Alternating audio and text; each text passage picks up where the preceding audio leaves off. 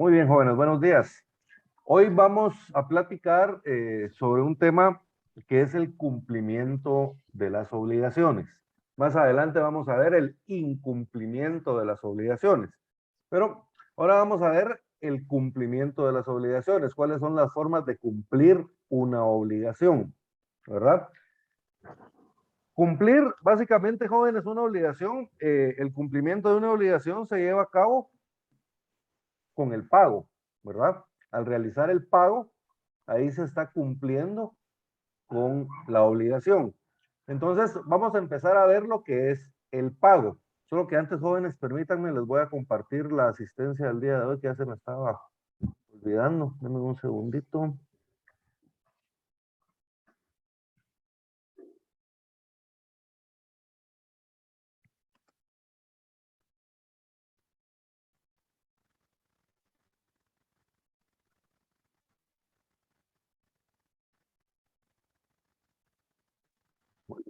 Les acabo de compartir, jóvenes, la asistencia del día de hoy y al final de la clase la voy a compartir de nuevo. Bien, entonces les decía, ¿cuál es la forma de cumplir una obligación? Pues la forma de cumplir una obligación es el pago, ¿verdad? Lo normal, ¿verdad? Para cumplir una obligación es el pago. Cuando nosotros pensamos en el pago, jóvenes, regularmente pensamos en dar dinero, ¿verdad? Pero el pago no necesariamente es un pago en dinero, sino que el pago es el cumplimiento de la prestación pactada en el contrato, ¿verdad? Básicamente. Entonces, si la prestación era una prestación de hacer, por ejemplo, a mí me contrataron para construir una pared, ¿cómo pago yo esa obligación? ¿Cómo realizo el pago? Ejecutando la obra para la cual me contrataron, ¿verdad? Cumpliendo el contrato para el cual me contrataron. Y obviamente a mí me van a pagar en dinero, ¿verdad? Entonces a mí sí me van a dar el pago, ¿verdad? Una modalidad de pago en efectivo, ¿verdad? Pero yo, ¿cómo estoy realizando el pago? Lo estoy realizando con el cumplimiento de la prestación. ¿Estamos bien? Y se acuerdan que la prestación puede ser de dar, de hacer o de no hacer. Igual, por ejemplo, si yo vendí una casa, ¿cómo cumplo con la obligación? Pagando, ¿verdad? ¿Y cómo pago? Entregando la casa, ¿verdad? Y el comprador pues me va a pagar a mí un precio en dinero, ¿verdad? ¿Estamos bien? Entonces, ¿cómo se cumple una obligación, jóvenes? Por medio del pago. ¿Estamos bien? Ahora, el código regula varias formas de pago. Primero tenemos ahí por el artículo 1380, por favor, ahí marquen el pago, ¿verdad? Pago, así puro y simple.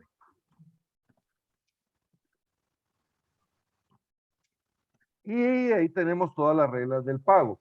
Luego, allá por el artículo 1408, les voy a ir anotando aquí en el chat de una vez los artículos. El primero que les mencioné era el 1380, que ahí es donde está el pago. Luego tenemos en el 1408, ahí tenemos el pago por consignación. Entonces ahí anotan el numerito 2, pago por consignación. Luego en el 1416 tenemos el pago por cesión de bienes. ¿Estamos bien? Entonces miren tres formas de pago. Tenemos el pago, ¿verdad? Luego tenemos el pago por consignación y luego tenemos el pago por cesión de bienes. Tres tipos de pago nos está regulando el Código Civil. Vamos a empezar a ver cada uno de ellos. Y vamos a ver cada una de las reglas que van aplicando a estos tipos de pagos. Se van a dar cuenta que muchas nosotros las conocemos por el diario vivir, pero están reguladas en la ley.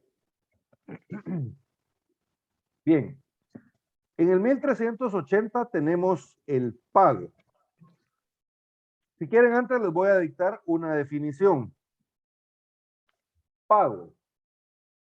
Pago es el total cumplimiento de la prestación. Es el total cumplimiento de la prestación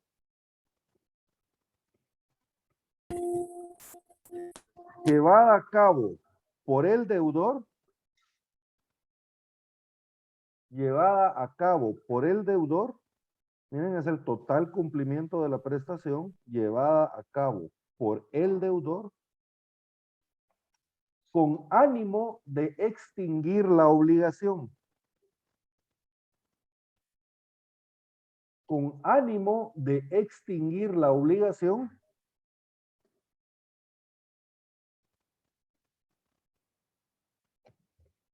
en el tiempo, coma, forma, coma, modo y lugar convenido. Con ánimo de extinguir la obligación en el tiempo, coma, forma, coma, modo y lugar convenido. ¿Estamos bien, jóvenes? ¿Ya la tienen? Entonces, básicamente, ¿qué es el pago, jóvenes? Es el total cumplimiento de la prestación. Cuando yo cumplo con la prestación pactada en el contrato, ¿verdad? Y lo hago con ánimo de extinguir la obligación, porque se acuerdan de que una obligación es ese derecho que tiene el acreedor de exigirle al deudor el cumplimiento de una prestación. ¿Y por qué la puede exigir? Pues porque lo pactaron en un contrato.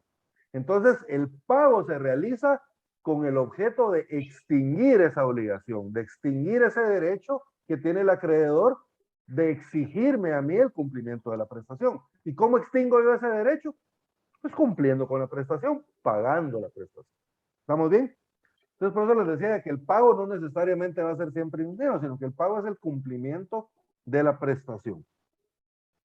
Ahora veamos el artículo 1380. Por favor, Kiara. Artículo 1380. El cumplimiento de la prestación puede ser ejecutado por un tercero, tenga o no interés, y ya sea consintiendo o ignorándolo el deudor. Entonces, si se dan cuenta, esto no es propiamente una definición legal, ¿verdad, jóvenes? Por eso les di una definición aparte, sino que aquí ya nos está dando reglas del pago. El cumplimiento de la prestación puede ser ejecutado por un tercero, tenga o no interés, ya sea consintiéndolo o ignorándolo el deudor. ¿Estamos bien? O sea, yo, lo normal, lo lógico es de quién va a cumplir la prestación, jóvenes. El obligado, ¿verdad? El deudor es quien tiene que cumplir con la prestación. Pero lo que está regulando este artículo es que aparte del principal obligado, también puede un tercero, ¿verdad? Pagar la prestación, ¿verdad? La prestación puede ser cumplida por un tercero, establece. Tenga o no interés, y ya sea que tenga o no tenga el consentimiento del deudor. O sea que si yo debo dinero, puede venir una persona y pagar esa deuda por mí. Y extingue la obligación, sin ningún problema. ¿Estamos bien? Aunque yo no lo haya consentido. Pero miren, ya sea consintiendo o ignorando el deudor. Consintiendo quiere decir que yo di mi autorización. Yo sí autoricé al tercero para que pagara, para que pagara mi deuda. O ignorándolo quiere decir que a mí ni me avisaron, yo ni sabía. Y pagaron la deuda por mí. Vamos bien, el pago es válido. 1381. En las obligaciones de hacer, el acreedor no puede ser compelido a recibir la prestación o el servicio de un tercero, cuando la calidad o circunstancias de la persona del deudor hubieran sido motivo determinante al establecer la obligación. Cuando una obligación es de hacer, jóvenes, de llevar a cabo algo, ¿verdad? De construir algo, de hacer algo, no puedo yo obligar, compelido quiere decir obligar, yo no puedo obligar al acreedor a recibir la prestación por alguien más, ¿verdad? Cuando la calidad de la persona a quien yo estoy contratando era la razón fundamental del contrato. Yo no sé si era ustedes que yo les ponía el ejemplo que allá en Escuintla había un señor, el Canche Silva, don Efraín. Él era un albañil, pero como decía mi papá, es que el Canche trabaja fino, decía, ¿verdad? Trabajaba muy bien, entonces el señor era muy cotizado y costaba mucho lograrlo agarrar cuando no tenía trabajo, ¿va? Para que le trabajara a uno. Bueno, entonces, pero al Cancha lo seguía mucha gente precisamente por eso, porque él tenía la fama de que era muy bueno para trabajar, de que era muy fino su trabajo. Entonces, en este caso, a mí no me podrían obligar a que la prestación me la lleve a cabo otra persona, ¿verdad? Habían otros albañiles en Escuintla que eran buenos, ¿verdad? Pero no eran tan buenos como en Cancha, ¿me entienden? Entonces, a él se le contrataba por esa calidad específica, por esa fama que él tenía de trabajar bien, ¿verdad? Entonces, cuando es por eso que yo estoy realizando la contratación con esta persona en una prestación de hacer, yo como acreedor no puedo ser obligado a recibir la prestación por otra persona, por un tercero. ¿Estamos bien? Básicamente eso es lo que establece el artículo 1381. En el 1382, jóvenes, ahí quiero que le anoten, por favor, derecho de repetición. En el 1382, por favor, derecho de repetición. ¿Qué es el derecho de repetición? ¿Qué es repetir? Bueno, básicamente el derecho de repetición, jóvenes, es el derecho que tiene una persona que pagó una obligación de otra a exigirle al deudor, a la persona que era el deudor original, el pago de la obligación. ¿Va? Les voy a poner un ejemplo. Kiara debe 100,000 quetzales. Se los debe a Ada. Ahora vengo yo y esa deuda de Kiara yo se la pago a Ada. Pero mira, aquí están los 100,000 quetzales más los intereses. ¿Estamos bien? Entonces, yo que soy el tercero que paga, ahora yo tengo el derecho de repetir en contra del deudor, o sea, de la persona que era la obligada a pagar la deuda que yo pagué. ¿Estamos bien? En este caso, Kiara. Entonces yo tengo derecho a exigirle a ella que me pague la deuda que yo pagué por ella. ¿Estamos bien? O sea, eso de que un tercero puede pagar la deuda tampoco es de gratis, ¿ya me entienden? El tercero también tiene derecho ahora a exigirle al deudor que le pague la deuda a él. ¿Estamos bien? Y esto lo tenemos en el artículo 1382. Entonces, ese derecho que yo tengo de exigirle al deudor que me pague lo que yo pagué en su nombre, entonces eso se llama derecho de repetición, ¿verdad? Y si Kiara no me quiere pagar, digamos, porque lo normal sería que yo le dijera, bueno, Kiara, ahora mire, yo pagué la deuda, ahora usted págueme a mí. Si ella no me quiere pagar, entonces yo como el tercero que paga, en ese derecho de repetición, yo la puedo demandar ante los tribunales para que ella me pague. Y le puedo embargar bienes, le puedo embargar cuentas, la puedo arraigar, ¿verdad? Puedo utilizar todos los, eh, los procedimientos cautelares, ¿verdad? Para asegurar el cumplimiento de la obligación. ¿Estamos bien? Y puedo presentar pues todas las pruebas de que yo realicé el pago. ¿Estamos bien? Eso lo tenemos en el 1382, por favor, Ada. 1382. Voy, 1382. El que pague por cuenta de otro puede repetir lo que pagó, a no ser que lo hubiera hecho contra la voluntad expresa del deudor. ¿Se acuerdan de que en el artículo que vimos en el 1380 veíamos que el cumplimiento de la prestación puede ser ejecutada por un tercero, tenga o no interés, ya sea consintiendo o ignorándolo el deudor? Entonces, miren, pues aquí hay dos situaciones. Ignorándolo quiere decir de que él nunca se enteró. Yo no sabía que pagaron y pagaron, ¿no? Yo lo ignoraba. Entonces ahí no hay ningún problema. Entonces ahí la otra persona puede repetir en contra de mí. Pero luego tenemos ya sea consintiendo. Consintiendo, esto implica de que al deudor le dijeron, mire deudor, vamos a pagar en su nombre. ¿Estamos bien? Y el deudor acepta, ya sea expreso o tácitamente. ¿Estamos bien? Acepta que se realice el pago, porque ahí hay consentimiento, mire, ya sea consintiendo el deudor. Ahora, el deudor se puede negar, y se puede negar de forma expresa. De forma expresa quiere decir que él se va a negar y lo va a hacer constar en un documento, ¿verdad? Expresamente se niega que realicen el pago.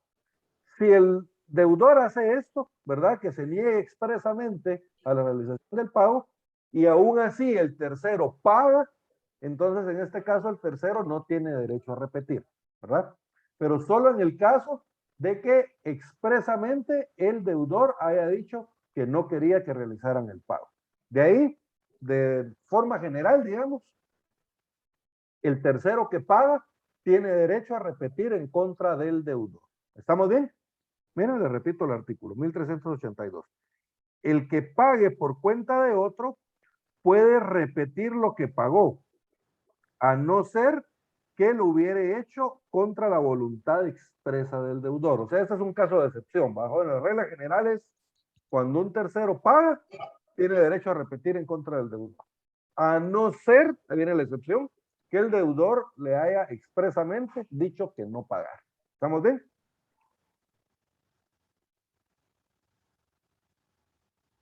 En el 1383 establece para hacer pago válidamente en las obligaciones de dar, en que se ha de transferir la propiedad de la cosa, es necesario ser dueño de lo que se da en pago y tener la capacidad para enajenarlo.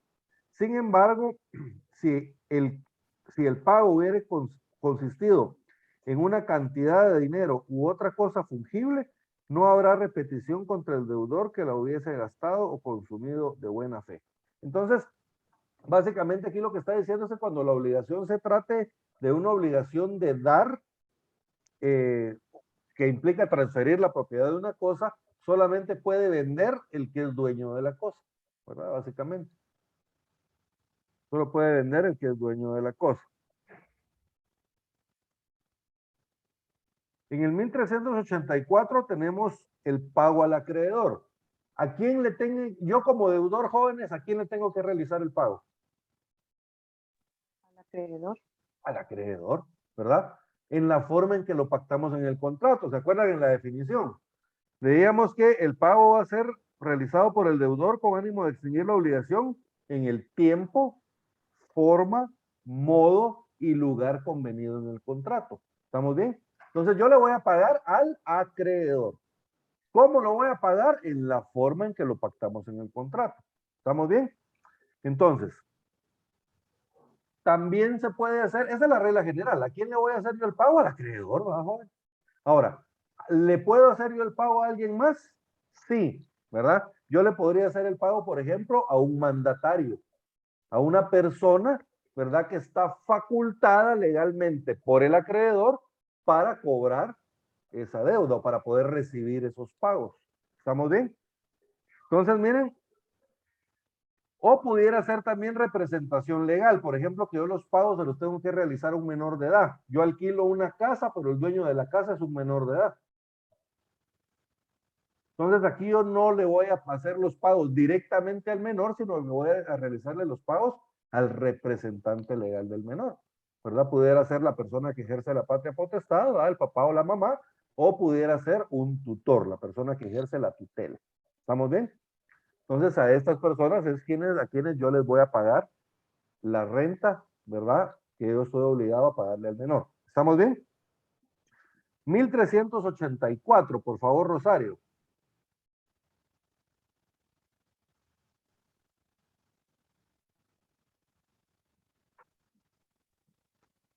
(1384) El pago debe hacerse al acreedor o a quien tenga su mandato o representación legal. El pago hecho a quien no tuviere facultad para recibirlo es válido si el acreedor lo ratifica o se aprovecha de él. Muy bien, entonces miren, ¿a quién se le debe de hacer el pago? Las reglas generales al acreedor, ¿verdad? Al acreedor. Pero si el acreedor tiene un mandatario y yo le realizo pago al mandatario, es como que yo le estuviera pagando al acreedor, ¿verdad, jóvenes? Porque es la persona que legalmente el acreedor facultó para recibir el pago. Y lo mismo pasa con el representante legal. Cuando una persona tiene representante legal, como les decía, un menor o un incapaz o una persona ausente, ¿verdad? Tienen que tener un representante legal para poder hacer contratos sobre esos bienes. Entonces, en estos casos, el pago hecho al representante legal es como que se le hiciera directamente al menor o se le hiciera directamente al incapaz o al ausente. ¿Estamos bien? Para eso es el representante legal. Ahora, ¿qué pasa si yo le realizo el pago a una tercera persona que no es ni mandatario ni representante legal del acreedor? ¿Ese pago es válido o no es válido? Pues la regla establece que sí es válido, ¿verdad? Pero siempre y cuando el acreedor ratifique de forma expresa o tácita, ¿verdad? Dicho pago. De forma expresa es diciendo, pues expresamente que sí acepta el pago, ¿verdad? Emite recibo, ¿verdad? Y emite recibo de pago, acepta el pago hecho, ¿verdad? Por ejemplo, de que llegaron a la casa y le pagaron a mi mamá. ¿Verdad? Mi mamá no es mi representante legal ya porque yo no soy menor de edad, ya no ejerce patria potestad sobre mí y tampoco tiene mandato. Pero llega a mi casa y le hago un pago a mi mamá y mi mamá lo recibe. Y luego mi mamá me lo da a mí y yo me aprovecho del pago, ¿verdad? No digo expresamente que yo estoy aceptando el pago, pero agarro el pago, lo meto a la cuenta de banco y después me lo gasto. ¿Entienden? Me aprovecho de él. Entonces, en ese caso, el pago es válido también. ¿Estamos bien? Miren, el pago hecho a quien no tuviera facultad para recibirlo es válido si el acreedor lo ratifica, eso es expresamente, o se aprovecha de él, eso es tácitamente, ¿verdad? Ahí lo está aprovechando o lo está recibiendo tácitamente. 1385. ¿El pago realizado a un menor es válido, jóvenes? Acá les quiero aclarar algo. Acá no estamos hablando del caso de que yo soy el acreedor de una obligación y viene el deudor y viene a pagar, pero como no me encuentra, le deja el dinero a mi hija, ¿verdad? No estamos hablando de ese caso, sino que acá estamos hablando de un menor que es acreedor de una obligación, como el caso que les ponía yo antes, ¿verdad? Yo estoy alquilando una casa, pero el propietario de la casa es un menor de edad. ¿Estamos bien? Entonces, ¿qué pasa si yo le realizo el pago directamente al menor, al acreedor? ¿Estamos bien? Porque lo normal que sería que lo haga por medio de su representante legal. Ahora, ¿qué pasa cuando yo le hago el pago directamente al menor? Eso lo tenemos en el artículo 1385. Básicamente lo que establece es que si el menor, la regla general es que el pago no va a ser válido, ¿no? Si yo le hago el pago directamente a un menor, no es válido. Pero si el menor aprovecha ese pago para algo que lo beneficie, entonces en este caso sí es válido el pago, ¿verdad? Lo normal, imagínense, al menor le cae una determinada cantidad de dinero y lo más normal sería que lo despilfarre, ¿verdad, joven? Y cuando sienta ya no tenga nada de dinero. Pero pudiera ser el caso de que el menor fuera una persona muy consciente, muy madura, y por ejemplo, vaya y pague su colegio, por ejemplo, ¿verdad? O vaya y pague algún curso que está recibiendo, qué sé yo, algo de su beneficio, o compre un bien, ¿verdad? Que le va a beneficiar. Entonces, en este caso, el menor se estaría aprovechando, ¿verdad? Del pago hecho directamente a él. ¿Estamos bien? Entonces, en este caso, el pago sí sería válido. 1385, por favor, Susi. Susi Medina. 1385. No es válido el pago que se haga directamente al menor o incapaz. Sin embargo, si lo pagado se invirtió en su beneficio personal o en la conservación de su patrimonio, se extingue la obligación en la parte invertida en esos fines. O tal vez el menor tenía una casa que necesitaba reparación y el menor pues realiza las reparaciones con ese dinero, ¿verdad? Entonces, puede ser, esta regla aplica para menores e incapaces, ¿verdad, jóvenes? El pago directamente hecho a un menor o a un incapaz. Entonces, en este caso, si el menor utilizó para su beneficio o para la conservación de sus bienes el producto de ese pago, entonces en este caso el pago va a ser válido hasta el monto en que se gastó en beneficio del menor o para la conservación de los bienes del menor. ¿Estamos bien?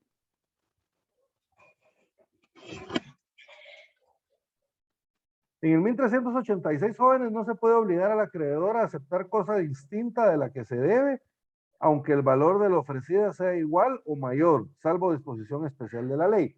Entonces, básicamente, no se le puede obligar al acreedor a recibir otra cosa, ¿verdad? Él tiene derecho a recibir lo que pidió, ¿verdad? Por ejemplo, si yo pedí un reloj con determinadas características, digamos, con un Seiko Kinetic que tuviera un diamante, y ahora a mí resulta que ya no hay de esos relojes y me quieren entregar otro, que vale lo mismo, pero no es el reloj que yo había comprado.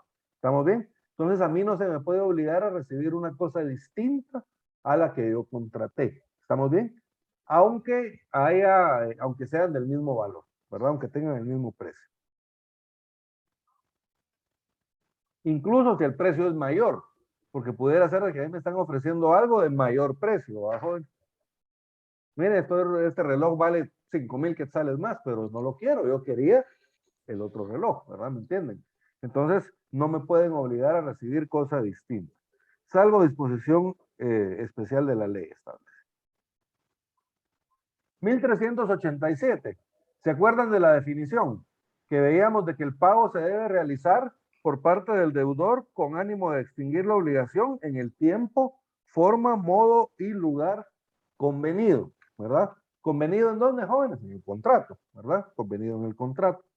1387. El pago deberá hacerse del modo en que se hubiere pactado y no podrá efectuarse parcialmente, sino por convenio expreso por disposición de la ley. ¿Estamos bien? Ahí como que le faltara una O, por convenio expreso o por disposición de la ley, ¿verdad? Probablemente puede ser un error de impresión del código o puede ser de que se les olvidó ahí a los señores legisladores ponerlo. Entonces, miren, el pago se va a hacer del modo en que se hubiere pactado. ¿Cómo vamos a pactar, jóvenes? En la forma en que lo pactamos en el contrato, ¿verdad?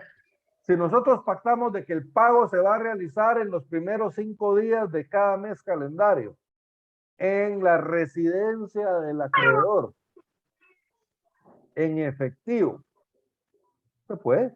O podemos pactar, por ejemplo, nosotros que el pago se realice en los primeros 5 días de cada mes calendario por depósito en una cuenta y poner el número de cuenta en el contrato, ¿verdad? Número de cuenta con número tal a nombre del acreedor, ¿verdad?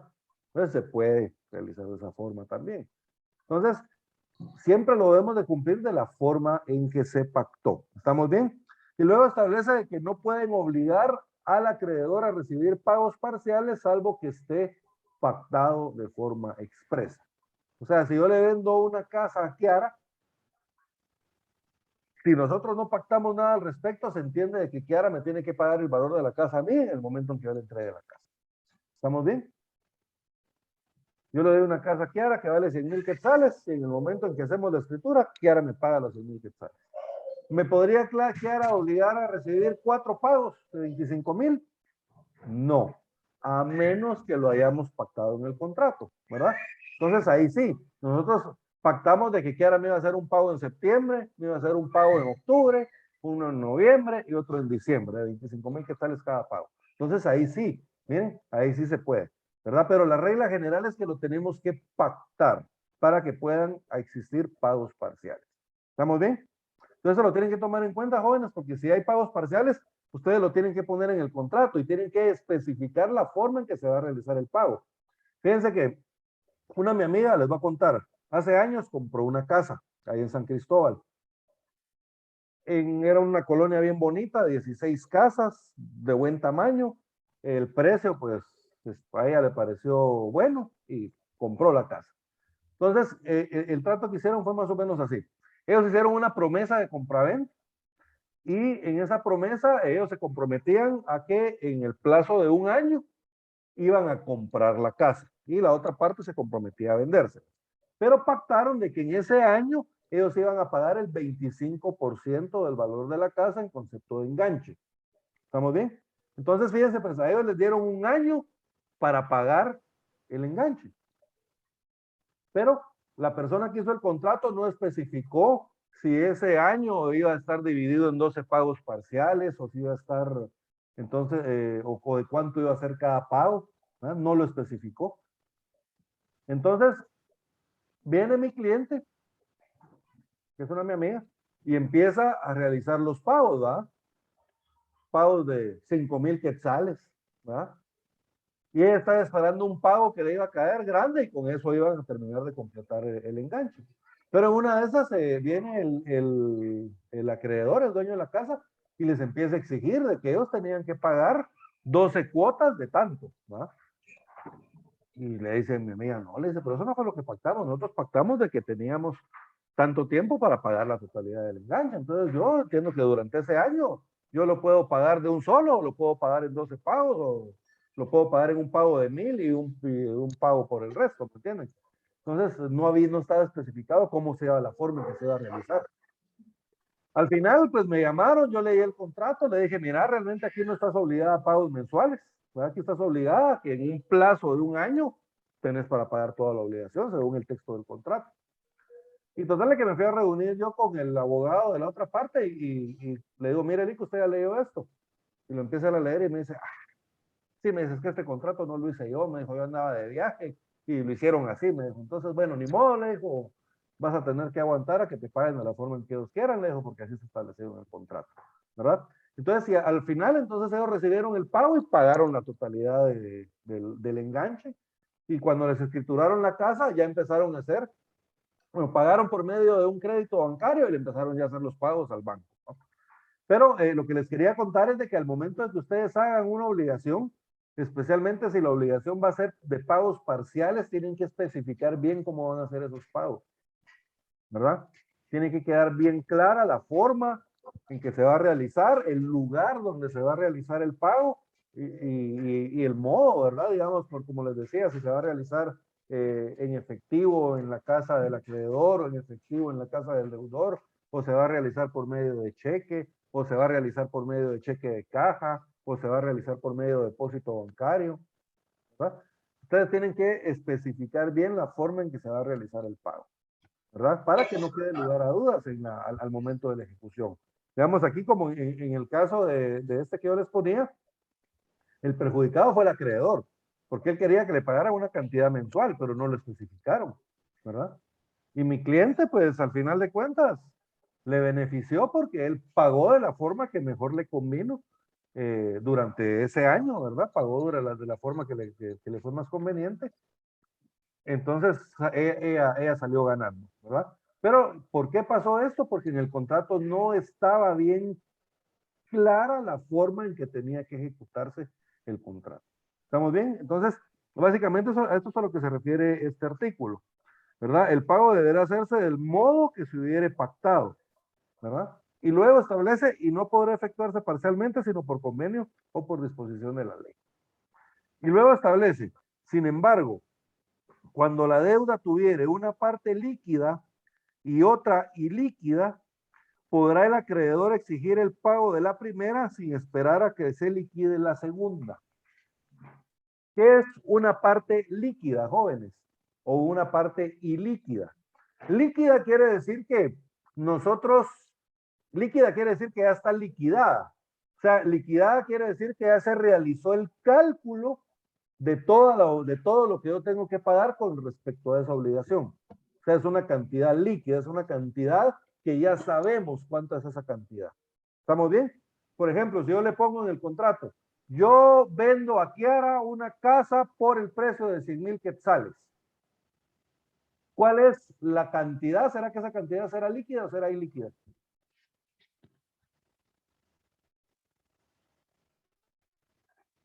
Esa es una cantidad líquida. Líquida. ¿Por qué? Porque ya sabemos a cuánto asciende la obligación. En este caso, 100,000 quetzales. ¿Estamos bien? Ahora, ¿qué sería una cantidad ilíquida? Una cantidad ilíquida es algo que todavía no hemos calculado. El contrato no establece la cantidad, pero el contrato establece la forma de calcularlo. Por ejemplo, yo digo, yo no sé cuánto vale la tonelada métrica de caña, entonces voy a poner un ejemplo así al azar. Pero supongamos, yo le vendo a un ingenio a 500 quetzales la tonelada métrica de caña. Pero yo no sé cuántas toneladas métricas me van a salir en la cosecha. Tengo 5 caballerías llenas de caña. Entonces viene el ingenio, corta la caña, cosecha la caña. Y cuando llega la zafra, pesan la caña y me dicen, mire, dieron 1,000 toneladas métricas. Entonces, ahí yo ya tengo los elementos para poder liquidar la obligación, ¿verdad? Para poder hacer el cálculo de a cuánto asciende la obligación. Entonces, miren cuánto dijimos que valía, 500. Y hay 1,000. Entonces, ¿cuándo me tiene que pagar el ingenio? 500,000. ¿Verdad? ¿Cuánto? 500,000. 500,000, ¿verdad? 500,000. Entonces, ahí miren, ya la cantidad que era ilíquida se vuelve líquida. ¿Por qué? Porque ya nosotros calculamos exactamente a cuándo asciende la deuda. Si en vez de ser 1,000 hubieran sido 2,459, pues vamos a sacar la calculadora, jóvenes, porque yo por eso no estudié ingeniería. Vamos a ver, si fueran 2,359 por 500, sería 1,179,500 quetzales. ¿Verdad? 1,179,500 quetzales. Entonces, a eso ascendería la cantidad ya líquida. ¿Se dan cuenta? O sea, tenemos un contrato que no sabemos a cuánto va a ascender, pero sí el contrato nos da la fórmula para poderlo calcular. Ese cálculo, eso quiere decir liquidar la sociedad, liquidar la obligación. Entonces, esa obligación es líquida cuando ya sabemos a cuánto asciende. ¿Estamos bien? Entonces, lo que establece al final de este artículo es que si nosotros tenemos una parte de la obligación líquida y otra que es ilíquida, por ejemplo, el ingenio se compromete a pagarme 500 quetzales por cada tonelada métrica de caña, pero se compromete a que en este acto va a pagar 500,000 quetzales. Entonces, miren, la obligación es 500,000 quetzales en este momento, más 500 quetzales por cada tonelada métrica de caña que dé la finca. ¿Estamos bien? Entonces, aquí tenemos, miren, una cantidad líquida, 500,000 quetzales, y otra cantidad ilíquida, que es el precio, ¿verdad?, que me van a pagar según la cantidad de toneladas métricas de caña que sale. ¿Estamos bien? Entonces, hay una parte que ya sabemos a cuánto asciende, 500,000, y otra parte que está por calcularse, líquida e ilíquida. Entonces, en este caso, lo que establece la ley es de que yo puedo exigir el pago de la parte que ya está líquida, aunque la otra parte ilíquida aún no se haya calculado. ¿Estamos bien? ¿Bien? Sin embargo, cuando la deuda tuviera una parte líquida y otra ilíquida, podrá el acreedor exigir el pago de la primera sin esperar a que se le liquide la segunda. ¿Estamos bien? ¿Hay alguna duda hasta dónde vamos, jóvenes? Licenciado, una pregunta con respecto a lo que nos decía eso de del pago líquido y del pago ilíquido. Ajá. Más que todo se podría aplicar entonces a cuestiones de cosechas, ¿verdad? Porque digamos así como para pagos en efectivo, no tanto, ¿verdad? O bien también podría aplicarse a eso. Por ejemplo, digamos que la casa vale 100,000, pero tenemos tanto de interés. Ahí también se podría determinar eso o no. Lo que pasa es que el interés lo pactamos de una vez dentro del contrato, ¿verdad? Sí podría aplicar a pagos en dinero, porque digamos, la persona que me va a comprar la cosecha me la va a pagar en dinero, ¿verdad? Probablemente hasta me la paguen en efectivo. Entonces sí aplica a pagos hechos también en dinero, ¿verdad?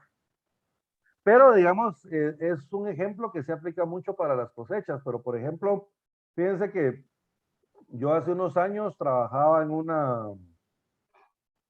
ellos no eran una inmobiliaria, sino que eran una desarrolladora, ¿verdad? Ellos se dedicaban a desarrollar proyectos inmobiliarios, ¿verdad? Pero no los construían directamente ellos, sino que ellos únicamente planificaban, luego contrataban a otra empresa para que construyeran y luego ellos se encargaban ya de la colocación de los apartamentos o locales comerciales en caso de que fueran centros comerciales. Bueno, el caso es de que ellos dentro de los tantos clientes que tenían un famoso supermercado, ¿verdad? De los grandes. Entonces, con ellos, fíjense que esos contratos eran bien especiales porque ellos pactaban que no pactaban una cantidad, fíjense, sino que ellos pactaban de que el centro comercial iba a ser acreedor, el pago se iba a realizar en concepto del 3% de las ventas del supermercado, ¿verdad? Entonces acá no era una cantidad de dinero, sino que era un porcentaje de las ganancias que tuviera el supermercado. Igual en el centro comercial también tenían un restaurante de comida rápida, el famoso del Pollito, ¿verdad?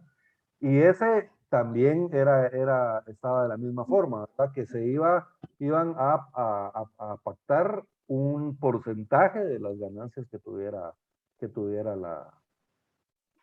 la tienda de comida rápida.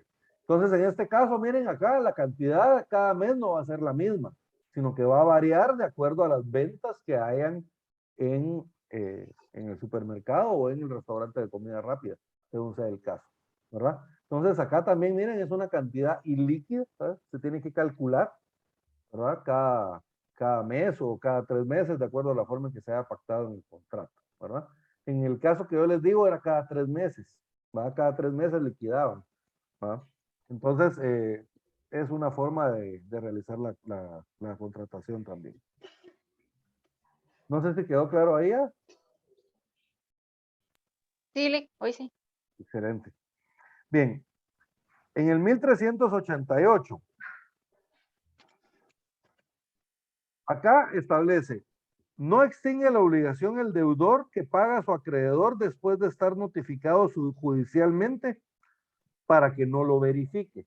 O sea, ¿qué quiere decir? Que acá a él le están notificando judicialmente que no realice el pago, ¿verdad? Por alguna razón. Entonces, si él ya está notificado judicialmente de la no verificación del pago y paga, entonces ese pago no es válido. ¿Estamos bien?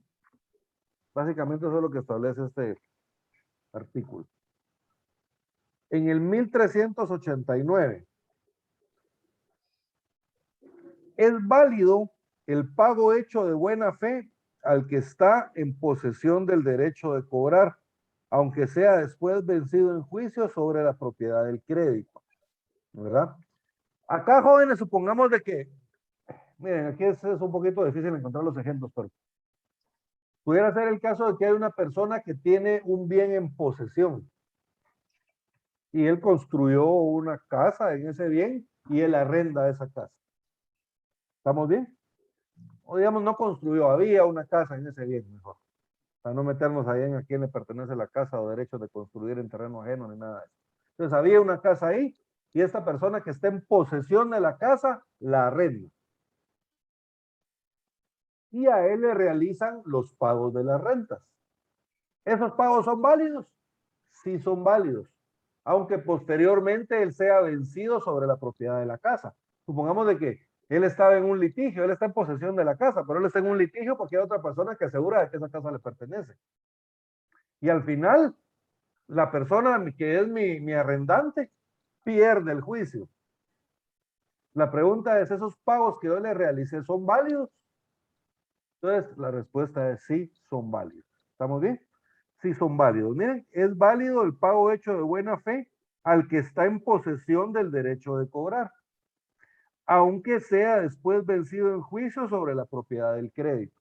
¿Estamos bien? Entonces, lo que les decía, miren, él está en posesión del bien, él lo arrenda. Una persona que tiene posesión puede arrendar un bien, ¿verdad? Él arrenda ese bien y luego resulta de que él pierde el juicio por el que le estaban demandando y ahora la propiedad le pertenece a otra persona. ¿Estamos bien? Entonces todos los pagos que yo le realicé de buena fe a esta persona son válidos.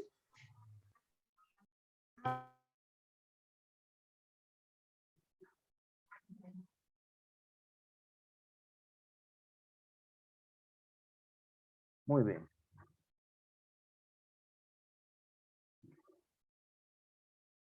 $1390.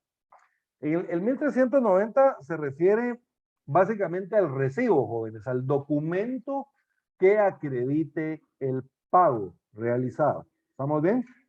Entonces, básicamente lo que establece es de que el deudor tiene derecho a exigir el documento que acredite el pago, que exija su recibo, ¿verdad?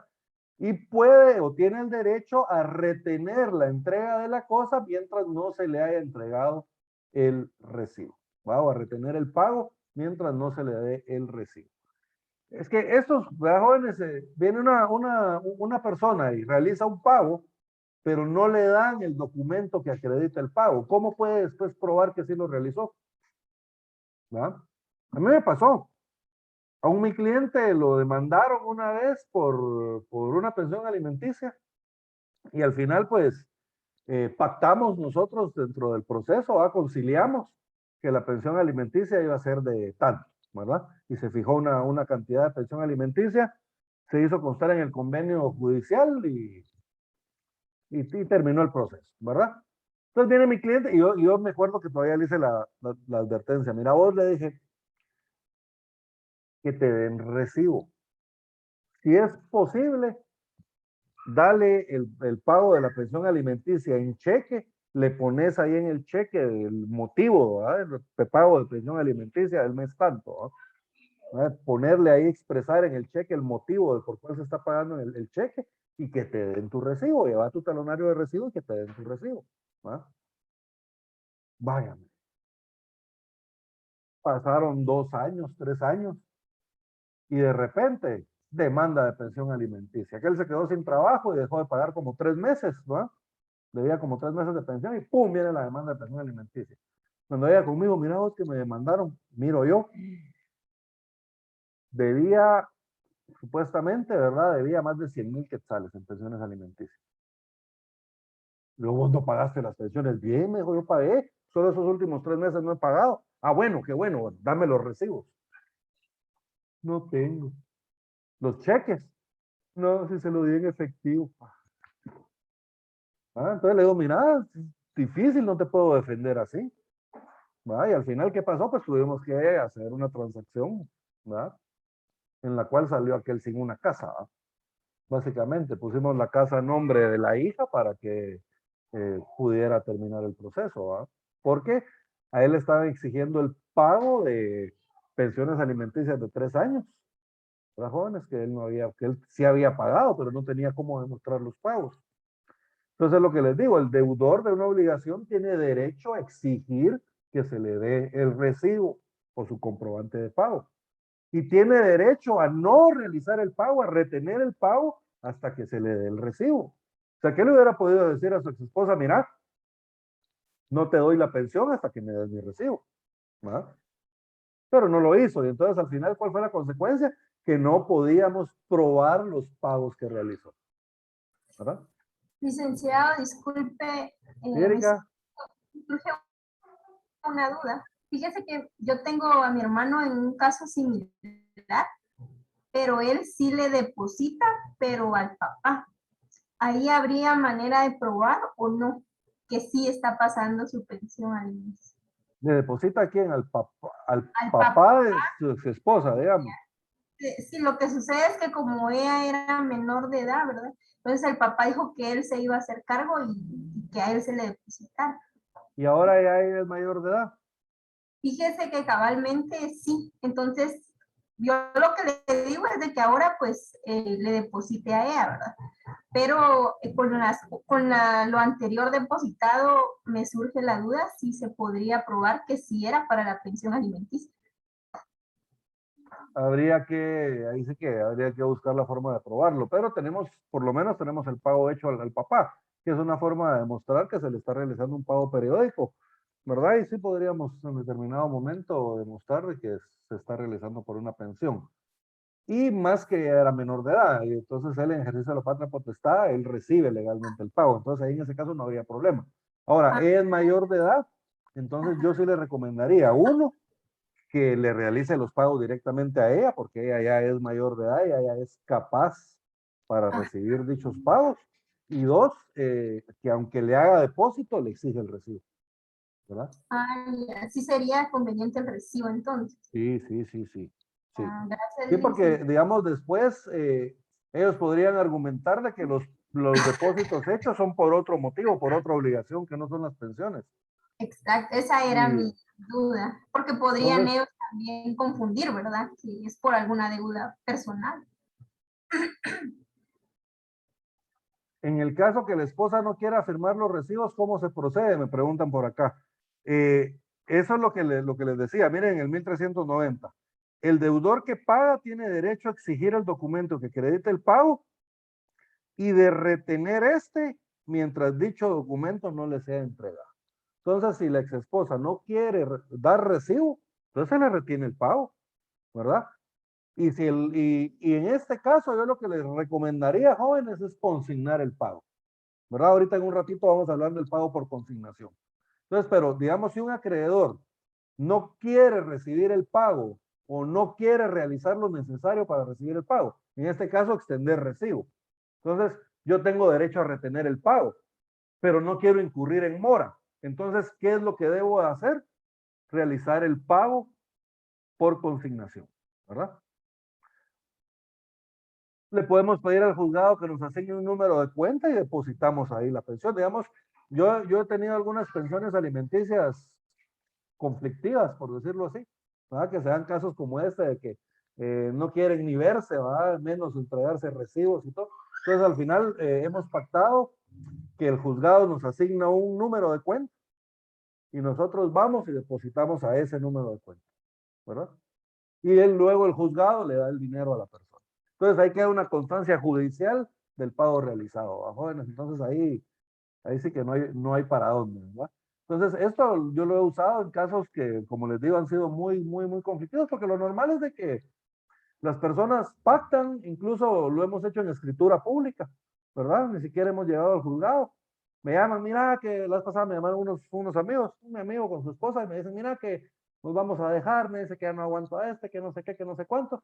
Pero ¿qué quieren? Les digo, lo que queremos es pactar lo de la pensión de la nena.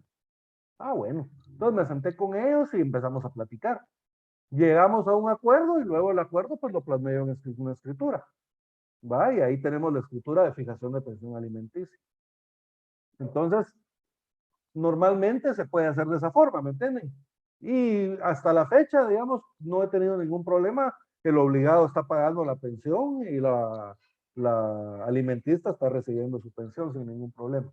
Pero si hay casos en que se vuelven muy conflictivos, entonces, si no me quieren recibir el pago, lo más sano sería consignarlo. Vamos a hablar de la consignación en un rato. O si no, pues en el acuerdo judicial se le puede pedir al juez, como les decía, que nos asigne un número de cuenta para depositar un número de cuenta del juzgado. Entonces yo deposito en el juzgado y luego el juzgado le emite cheque a él. Entonces ahí ya no hay forma, digamos, de que ella pueda decir de que el pago no se le realizó, ¿verdad? Eso sí, si yo me atraso en el pago, ahí mismo queda la constancia de que yo no lo realicé, porque los pagos, digamos, el control de pago lo lleva el juzgado, por decirlo así, ¿verdad?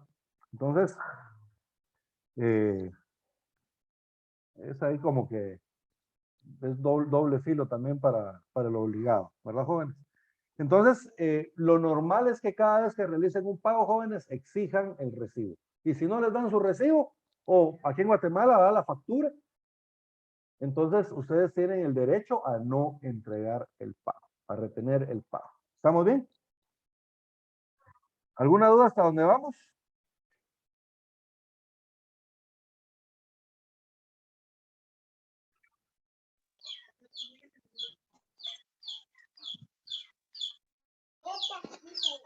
Lick, buen día.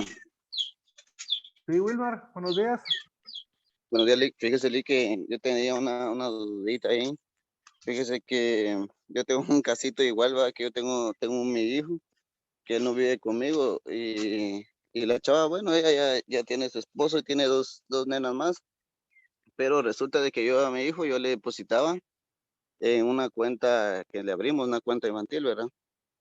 Pero cabalmente hace un mes, que este mes me toca pasarlo ahorita, hace un mes me dijo como yo con ella no hablo más que todo con la mamá de ella. Entonces la mamá de ella me dijo que iban a eliminar la cuenta infantil porque le iban a abrir a él un seguro estudiantil, creo que le dicen algo así. Pero es que le dijeron que para abrir el seguro tenían que eliminar la cuenta por tal motivo, ya no podía depositarle a la cuenta de él, sino que ahora le depositara a la cuenta de la señora. Así fue que me dijo ella, man. Ahora me Entonces, depositas a mi cuenta, me dijo.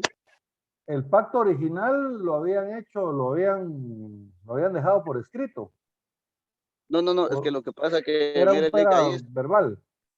ajá, verbalmente, sí, porque normalmente es que el nene no tiene mis apellidos.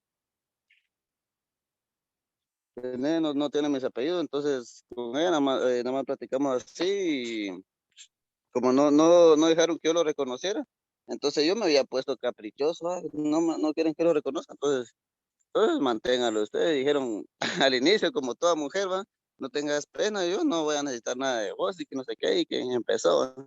Va, está bueno, entonces, si nunca vas a necesitar de mí, está bien, hijo. Que si ahora últimamente fue que llegó diciéndome que necesitaba ayuda, que entonces le dije que estaba bien, pero como ellos no me lo dejaban ver, entonces le dije, pero que yo le iba a pasar dinero, pero que me lo dejaran ver, ¿verdad? Y que lo dejaran tener conmigo, y eso fue lo que platicamos. Entonces yo le empecé a pasar dinero, y ya yo empecé a ir a ver, ¿verdad? Sí, pues, mire, pues aquí varias cosas.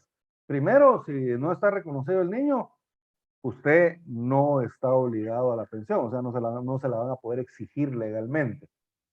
Segundo, si usted paga la pensión, si usted quiere reconocer a su hijo, pues yo le recomendaría que exija que lo dejen reconocerlo. Pues ya tiene usted ya no solo la obligación, sino que también plenamente los derechos de padre para con el niño. Y tercero, mire, si el pacto que ustedes hicieron es verbal, yo creo que no habría ningún problema con que usted le deposite la pensión a la señora. Ahora, yo le recomendaría que siempre pida el recibo. Porque ese recibo, al momento de que usted quiere exigir la paternidad, usted le puede servir para probar de que usted ha estado pagando pensiones alimenticias al menor, que es su hijo, pero que no lo dejan reconocerlo. ¿Verdad? Y ahora pues tenemos la prueba de ADN, entonces ahí con eso puede usted exigir el reconocimiento de la paternidad. Pero entonces, eso, ¿verdad? Entonces, varias cosas a resaltar. Una, no tiene obligación legal porque el niño no está reconocido. Dos, si usted está pagando las pensiones y usted quiere reconocer a su hijo, yo sí le recomendaría que exija reconocerlo, ¿va? Y tres, pues lo que le decía, que si usted puede pagar, ahorita voy a hacer. Usted puede depositar en la cuenta de ella, sí puede, pero le recomendaría yo que siempre deje constancia, deje un recibo, una constancia de pago del pago que usted realizó. ¿Estamos bien? Astrid, ¿me quería preguntar algo? Y pues sí,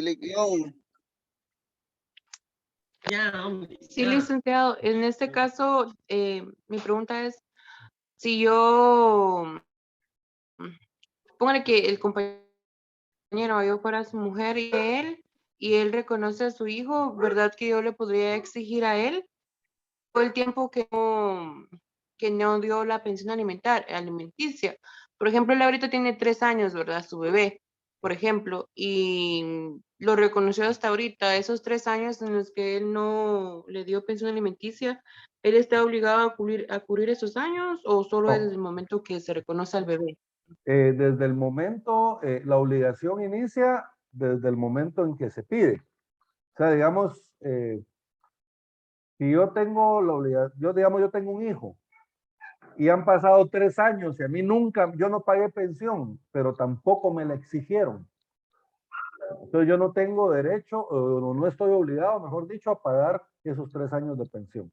Yo voy a estar obligado desde el momento en que se fije la obligación de pagar esa pensión, ¿verdad? O sea, desde el momento en que lo fijemos en una escritura, o desde el momento en que hagamos un convenio judicial, o desde el momento en que el juez fije la pensión. A partir de ese momento va a iniciar la obligación de pagar los alimentos. ¿Verdad? Le estoy Quiere buscando el decir que no es documento. retroactivo, licenciado. No es retroactivo. Por aquí está, miren. Vamos a ver.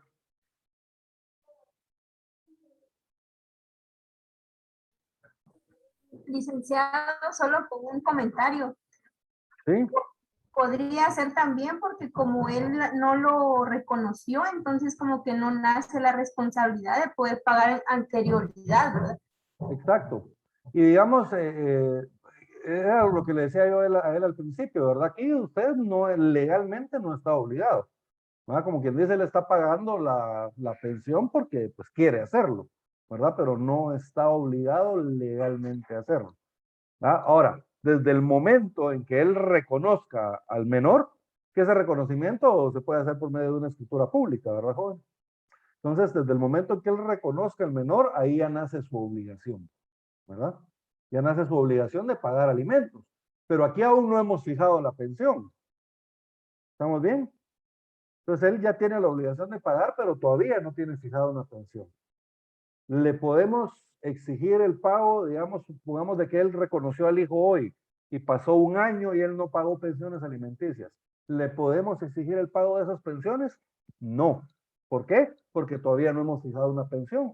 Hasta el momento en que le exijamos a él la pensión, entonces él ya va a estar obligado y ahí le empiezan a correr ya las pensiones atrasadas, digamos, ¿verdad? Pero para responder a la pregunta es, ¿podemos pedir de forma retroactiva las pensiones? No, no se puede. Y esto les estaba buscando el fundamento. Vamos a ver.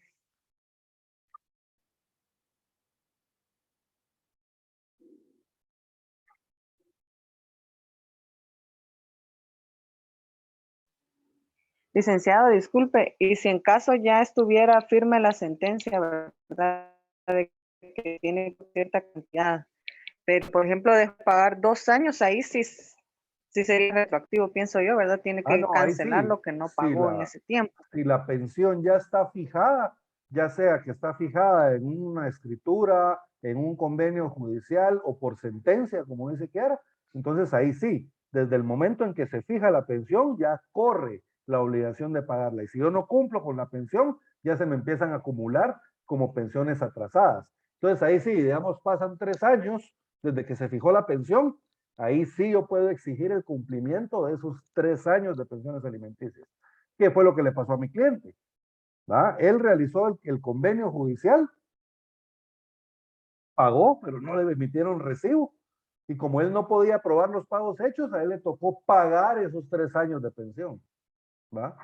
Entonces ahí, miren, a él, ahí sí se le acumulan, ¿va? Ahí sí se pueden exigir durante todo ese periodo. Pero hasta que la pensión ya es fijada. Antes de que la pensión sea fijada, no se puede. Estoy buscando no es mi código, entonces no lo.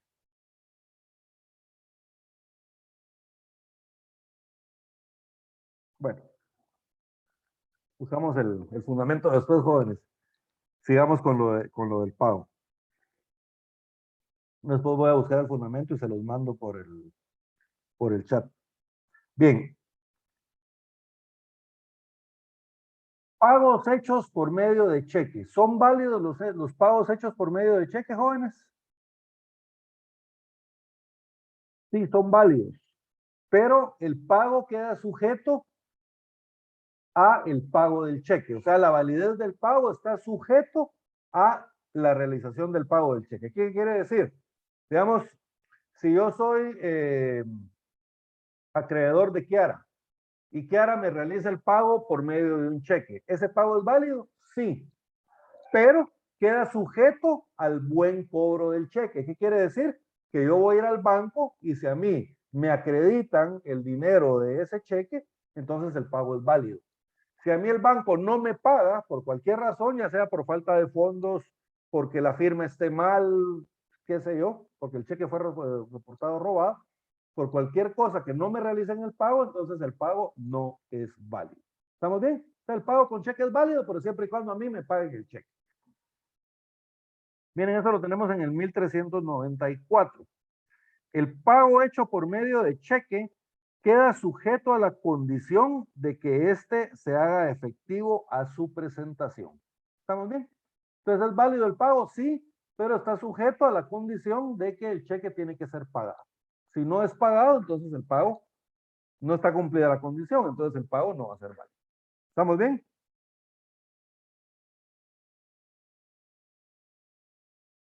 Lo normal, jóvenes, es de que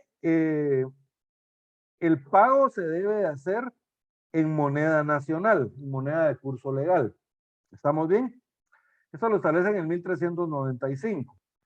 El pago en una moneda nacional lo hará el deudor entregando igual cantidad numérica con arreglo al valor nominal que tenga la moneda en la fecha que se le requiera el pago, de pago, siempre que ya sea exigible la obligación. Eso básicamente quiere decir, si yo me comprometí a pagar 100,000 quetzales, yo al momento de cumplir la obligación, ¿cuánto estoy obligado a pagar, jóvenes?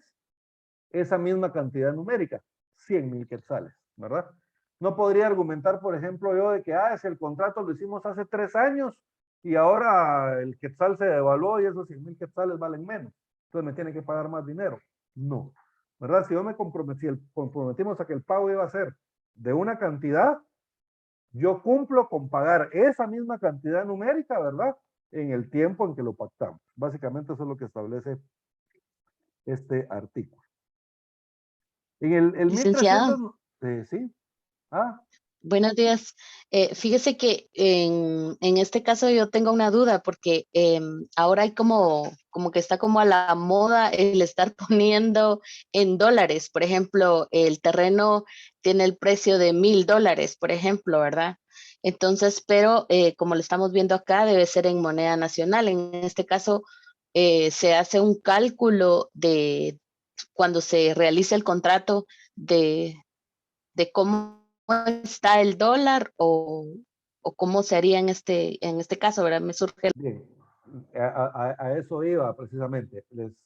Fíjense que acá en Guatemala, como dice Ada, sí está muy de moda realizar las negociaciones ahora en dólares. ¿Son legales? Sí, son legales, ¿verdad? Porque de conformidad con el decreto 17-2002, específicamente el artículo 28 de esa ley, ¿verdad? Decreto 17-2002. En el artículo 28, esa es la ley de la libre negociación de divisas. Entonces, en el 2002, jóvenes, aquí había un artículo, el 1396, que si ustedes ven en sus códigos, ese artículo está derogado. Y está derogado precisamente por este decreto que les acabo de decir, el 17-2002. El artículo que establecía acá era la cláusula de indexación. Era una cláusula que establecía de que yo cuando realizara un contrato en moneda extranjera, yo tenía que poner una cláusula de indexación, que era una cláusula en la cual yo hacía la conversión de esa cantidad en dólares a quetzales, porque el pago solo se podía realizar en moneda nacional. ¿Estamos bien? Pero con la creación de la ley de la libre negociación de divisas, básicamente se establece la libre circulación de divisas de otros países en Guatemala. Entonces, desde ese momento ustedes pueden contratar en quetzales, pueden contratar en dólares, pueden contratar en euros, pueden contratar en yuanes, en rublos, o básicamente en la moneda que ustedes pues decidan contratar, ¿verdad? Lo más común es contratar en dólares, ¿va? Lo siguiente más común que he visto yo es contratar en euros, después de quetzales, ¿verdad? Porque obviamente la mayor cantidad de negociaciones se van a cabo en quetzales, pero entonces ahora sí se puede realizar directamente las negociaciones en dólares, ya no tenemos necesidad de hacer esa cláusula de indexación, que era la cláusula que usábamos para convertir los dólares en quetzales, ¿verdad? Ya no es obligatorio utilizarla. Ahora podemos pactar directamente en dólares, ¿verdad? Y los pagos realizarlos en dólares o traducirlos a quetzales al momento de realizar el pago, ¿verdad? Todo es totalmente legal, ¿verdad? ¿Por qué? Porque básicamente en Guatemala es legal la circulación de todas las divisas. ¿Estamos bien?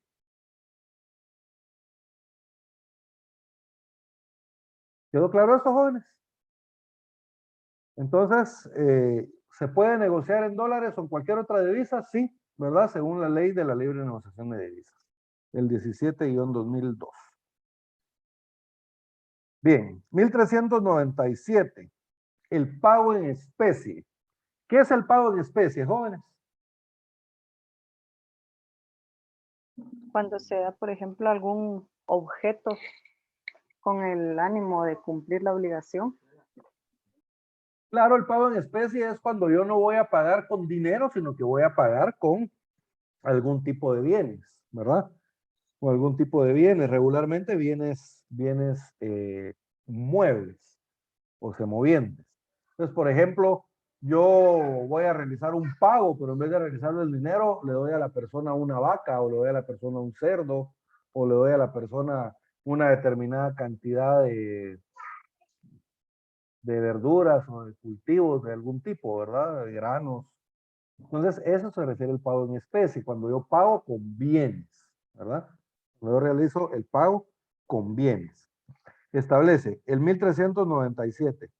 Si el pago tuviera que hacerse en especie y hubiera imposibilidad de entregar la misma cantidad y calidad, el deudor satisfará el valor que la cosa tenga en el tiempo y lugar señalados para el pago, salvo que se haya fijado precio al celebrarse el contrato.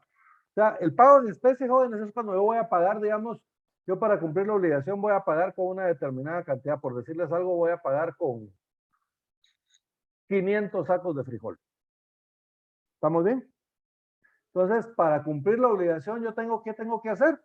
Entregarle al acreedor 500 costales de frijol. ¿Estamos bien? Ahora, ¿qué pasa si yo no puedo entregar esos costales de frijol?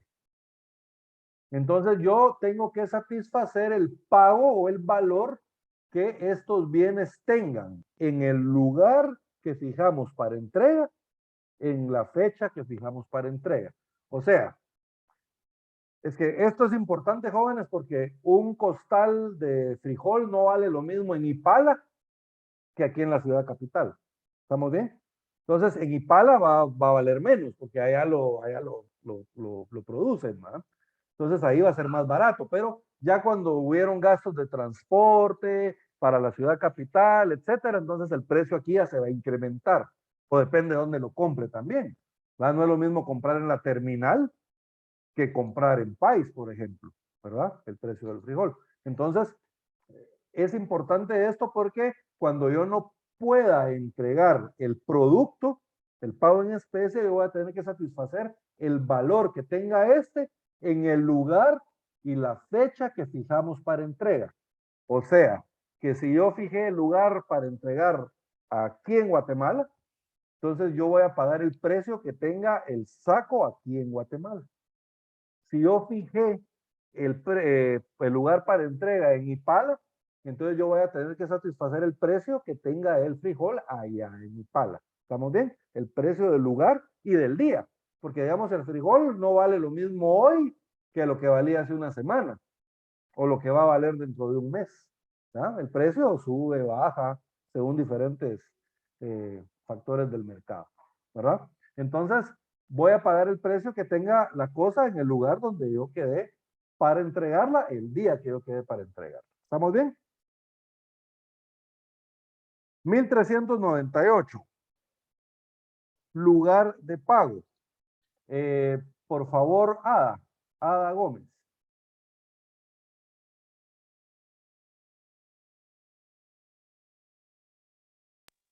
Muy bien. Artículo 1398. El pago se hará en el lugar designado en el contrato. Si no se designó y se trata de cosa cierta y determinada, se hará el pago en el lugar en que la cosa existía al tiempo de contraerse la obligación. En cualquier otro caso, el pago debe hacerse en el domicilio del deudor al tiempo de exigirse la obligación. Entonces, miren, aquí hay varias reglas. Primero establece, el pago se hará en el lugar designado en el contrato. O sea, la primera regla, jóvenes, es que nosotros tenemos que designar en el contrato en dónde se va a realizar el pago. ¿Va? ¿Estamos bien? ¿Se acuerdan? En la forma, modo y lugar convenido en el contrato. Entonces, nosotros en el contrato vamos a fijar el lugar de pago. Ahora, ¿qué pasa si no lo fijamos en el contrato? Si no se designó y se trata de cosas ciertas y determinadas, se hará el pago en el lugar donde la cosa existía al tiempo de contraerse la obligación. O sea, digamos, si el pago es de una casa, una compraventa de una casa, si no lo fijamos en el contrato, el pago debería de realizarse ahí, en ese lugar, en el lugar donde nosotros, donde está la casa, digamos, ¿verdad? Pero Licenciado, dice, perdone. sí, Esto es como lo que nos decía, ¿verdad? O sea, si el contrato se realizó en Ipala y, por ejemplo, ahí el frijol vale 5 quetzales la libra, por ejemplo, y en Cobán ya tiene otro precio, eso quiere decir de que vamos a tomar el precio de lo que se hizo en ese lugar, ¿verdad? Por ejemplo, es lo que nos decía, ¿verdad? Para saber si entendí bien. sí, así es. El lugar Gracias, de licenciado. dejamos para la entrega de la cosa. Y luego establece, en cualquier otro caso, el pago debe hacerse en el domicilio del deudor al tiempo de exigirse la obligación. ¿Va? Ustedes se acuerdan, no sé si ustedes están muy jóvenes, no sé si vieron El Chavo todavía. ¿Se acuerdan cuando el señor Barriga le llegaba a cobrar a don Ramón? ¿En dónde le cobraba? En su casa. En su casa, en el domicilio del En la deudor. vecindad. En el domicilio del deudor, ¿verdad? Entonces, la idea es de que si no fijamos nada en el contrato, el acreedor le va a llegar a cobrar a su domicilio. Es lo que establece la ley, ¿verdad? Si no lo fijamos, el lugar va a ser el lugar del domicilio del deudor, ¿verdad? Si se trata de cosa cierta determinada, el lugar donde existía la cosa cierta y determinada al momento de realizar el contrato. Y en cualquier otro caso, en el domicilio del deudor. ¿Estamos bien? 1399, jóvenes, este es bien importante porque establece los gastos extrajudiciales y judiciales que ocasione el pago serán cubiertos por el deudor, debiendo los últimos ser fijados por el juez con arreglo a la ley. ¿Qué quiere decir esto, jóvenes? Yo, aparte de el precio, digámoslo, miren, pues, vamos por partes. Lo normal debería de ser de que el deudor me pague sin necesidad de que yo se lo esté pidiendo, ¿verdad?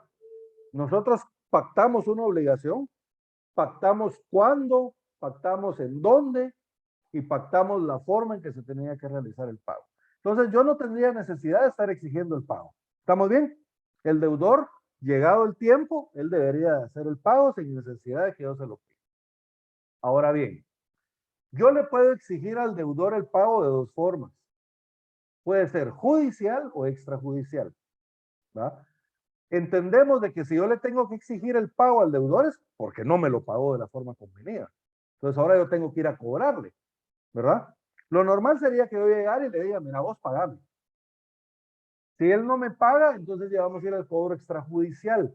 Se llama extrajudicial porque no interviene el juzgado, pero sí tenemos que dejar constancia del pago, del cobro, ¿verdad? Entonces, ¿cómo haríamos un cobro, jóvenes, extrajudicial? ¿Cómo le haría yo para cobrarle a Kiara lo que me debe y que no me quiere pagar, pero sin que intervenga el juzgado? Con Pero una dejando nota, Lick. constancia. Una nota podría ser, algo más formal, ¿cómo más lo podríamos hacer? ¿Una demanda, licenciado? Pero esa ya es judicial. Estamos ahorita en lo extrajudicial aún.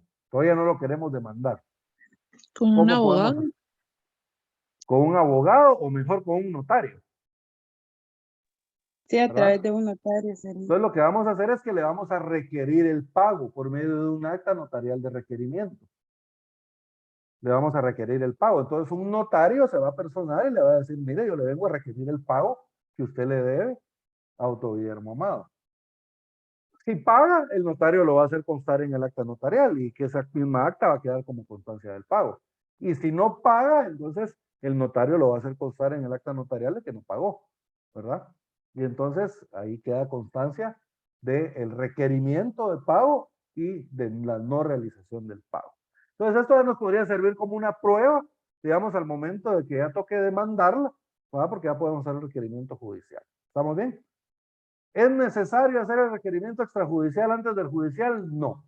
Yo podría ir y directamente demandarla, ¿va? ¿Estamos bien? No hay ningún problema. Entonces, esos gastos del acta notarial de requerimiento, ¿quién los tiene que pagar? Eso los va a tener que pagar también el deudor. O sea, obviamente yo le voy a tener que pagar al notario, pero después yo eso se lo voy a poder cobrar al deudor. ¿Estamos bien? Cuando yo lo demande, entonces ahí yo le puedo cobrar los gastos del acta notarial de requerimiento. Y si yo lo tengo que demandar, entonces yo también voy a incurrir en costas procesales por la demanda. Entonces esas costas procesales también me las va a tener que pagar, ¿verdad? Y estas últimas, estas las va a fijar el juez, ¿verdad? Las costas procesales van a ser fijadas por el juez. Muy bien. Ahora vámonos, jóvenes, por favor, hasta el 1402. Ahí tenemos los pagos periódicos. Acá hay una regla bien importante sobre los recibos, jóvenes. Fíjense, pues. Los pagos periódicos son aquellas obligaciones en que yo tengo que realizar un pago periódicamente, en periodos determinados. ¿Va? Este pago podría ser quincenal, podría ser mensual, podría ser trimestral, podría ser anual, pero entendemos de que son pagos periodos, que yo tengo que realizar un pago cada cierto periodo de tiempo. Entonces, lo más normal, jóvenes, son pagos mensuales, ¿verdad? Entonces, supongamos de que yo estoy obligado a pagos mensuales, una renta de una casa, por ejemplo. Yo soy arrendatario de una casa, yo estoy obligado a que mensualmente yo voy a pagar la renta. ¿Estamos bien? Esos son los pagos periódicos en una obligación. Ahora, lo que regula este artículo, jóvenes, es de que cuando haya pago periódico, ¿se acuerdan de que yo cada vez que realizo un pago, yo voy a exigir que me den mi recibo? ¿Estamos bien? Entonces, lo que establece este artículo es de que, supongamos de que yo únicamente tengo el recibo del mes de julio. Estamos en agosto, ¿eh? Yo pagué hasta el mes de julio. Yo tengo mi recibo de pago de renta del mes de julio. Pero no tengo los de junio, no tengo el de mayo, el de abril y todos los anteriores no los tengo. Entonces lo que establece la ley es de que el hecho de que yo tenga este último recibo hace presumir que yo ya realicé todos los pagos anteriores. ¿Estamos bien? A mi cliente le decían, a él le debían una vez como 10 pagos. Y me llama y me dice, mira, fíjate que a mí me deben 10 pagos, me dijo. Y ahorita me vienen a hacer uno de los pagos, 2 de los pagos creo que eran, pero me quieren dar un recibo por este mes y el anterior mes. O sea, digamos, le iban a hacer el pago de 2 meses y le querían dar un recibo por agosto y por julio. Yo digo, no lo aceptes. ¿Por qué? Me dice. Porque si vos aceptás esos pagos, se presume que todos los demás ya te los hicieron. Entonces no vas a poder exigirlo. Entonces, que te den recibo de los 2 primeros meses de la deuda. Supongamos de que la deuda empezó en enero. Entonces tenés que pedir los recibos de enero y de febrero. ¿Va? Y entonces ahí ya puedes exigir vos todas los que vienen después. Pero digamos, a mí me dan el recibo de agosto, entonces el hecho de que yo tenga ya un comprobante de pago en agosto, se presume de que todos los pagos ya fueron hechos, los anteriores. ¿Estamos bien? Entonces por eso no tienen que aceptar ustedes, digamos, los recibos de los últimos meses, sino que tienen que aceptar recibo por los primeros meses de la obligación, cuando sean varios los que deben. ¿Va? Se debe dar el recibo por la parte más vieja, digamos, por la más antigua de la obligación, la cuota más antigua. ¿Estamos bien? Miren, 1402. En los pagos periódicos, la constancia de pago del último periodo hace presumir el pago de los anteriores, salvo prueba en contrario. Claro, podemos probar en contrario, ¿va, jóvenes? Pero esto ya implica que vamos a tener que presentar pruebas de que sí realizamos el pago y que el juez nos acepte esas pruebas, ¿va? Que nos las tome como válidas. Entonces, mejor no arriesgarnos, mejor que nos den el recibo por los periodos de pago correspondientes. ¿Estamos bien? En el 1406, ahí tenemos las reglas de pago.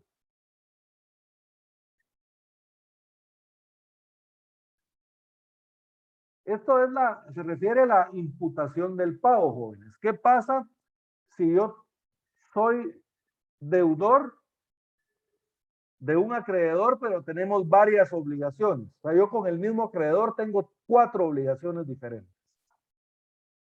Entonces, la idea es de que cada vez que yo le realizo el pago, yo tengo derecho de imputar el pago. ¿Qué quiere decir imputar el pago?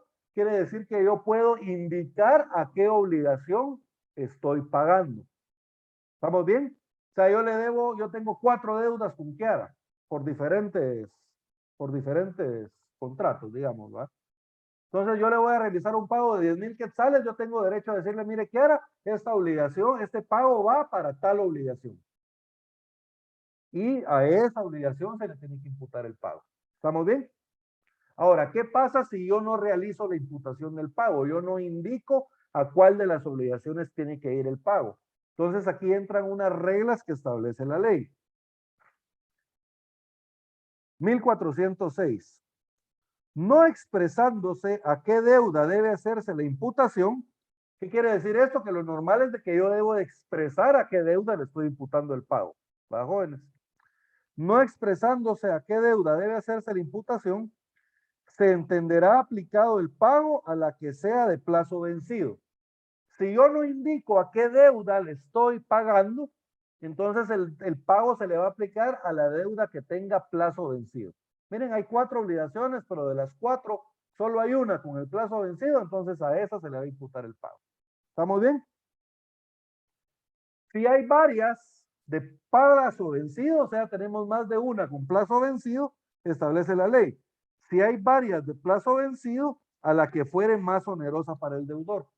Si tenemos dos con plazo vencido, entonces a la más onerosa, a la deuda más grande, a esa debe ir el pago. ¿Estamos bien? Si son de igual naturaleza, las dos deudas son iguales, a la más antigua, ¿verdad? Si las deudas tienen el mismo monto, entonces la regla dice que tenemos que aplicarle el pago a la más antigua. ¿Estamos bien? Y si todas son iguales, ¿verdad? Si todas son de la misma cantidad y de la misma fecha, el pago se imputará proporcionalmente. ¿Qué quiere decir? De que se va a dividir en partes iguales, ¿no?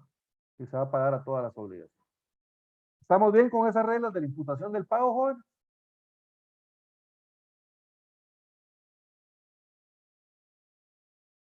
Bien. 1407, ya la última regla del pago. El que debe capital e intereses no puede, sin consentimiento del acreedor, aplicar el pago al capital antes que a los intereses, ni a estos antes que a los gastos. ¿Estamos bien? O sea que para poder realizar un pago de capital antes de los intereses, tenemos que tener consentimiento del acreedor o tenemos que haberlo dejado pactado en el contrato. ¿Verdad, joven? Bien. Hasta ahí tenemos lo que es el pago. Entonces, en la siguiente clase, jóvenes, vamos a empezar a ver ya lo que es el pago por consignación y cuáles son las reglas que aplican a este pago por consignación y también las reglas del pago por cesión de bienes. Y después ya viene lo relativo al incumplimiento de las obligaciones. Jóvenes, les voy a compartir una vez más en el chat la asistencia del día de hoy. Por favor, llenarla. Bueno, jóvenes, entonces, si no hay ninguna duda, vamos a dejar la clase por el día de hoy. Ya nos pasamos 3 minutitos. Y nos vemos el próximo sábado. Y espero ya para el lunes, a más tardar, que estén recibiendo ya sus notas, jóvenes. ¿Verdad?